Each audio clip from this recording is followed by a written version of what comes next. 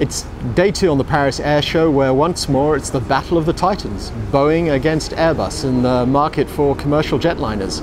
And the big news today was Boeing getting a big order for the stretch version of its 787 Dreamliner. 102 orders from a mixture of customers, including some blue chip names. And that's going to put the pressure on Airbus, its rival. And Marietta is going to tell us whether this really is bad news for Airbus. I think it's really bad news at all, because Airbus took the limelight last Friday when they had their first flight of their new A350, which is the competitor for the Dreamliner, and there were plenty of people down in Toulouse watching the skies, and it still may fly over the show either tomorrow or later in the week, depending on the weather.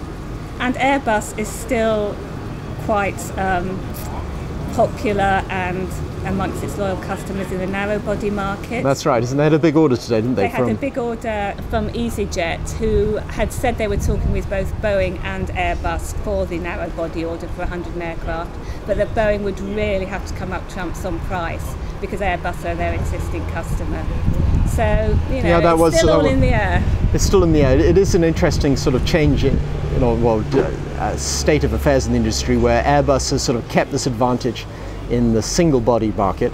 I mean, Boeing has made good ground with re-engined versions of its 737, and in fact we had confirmation from shareholders at Ryanair today of a big order. I think 175 planes for Boeing's 737. But again, a knockdown price. I think Mr. O'Leary said that he wasn't paying any more than he'd paid 5 years ago.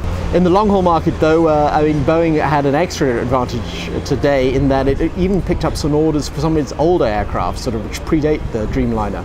A few orders for the 747 jumbo jet and the 777 from Korean Airlines, showing there's still some life left, even in its older planes. Yeah, from some customers. From some customers, yes. Airbus, of course, has its press conference on Thursday, and I think people are expecting Airbus to pull out the stops there. Yeah, maybe for some more orders for the A350 itself. Or anyway, maybe we'll even see it then, Matthew. We will. Anyway, well, until then, we'll say goodbye from the Paris Air Show at Le Bourget. This is Matthew Curtin and Marietta Cauchi from the Wall Street Journal.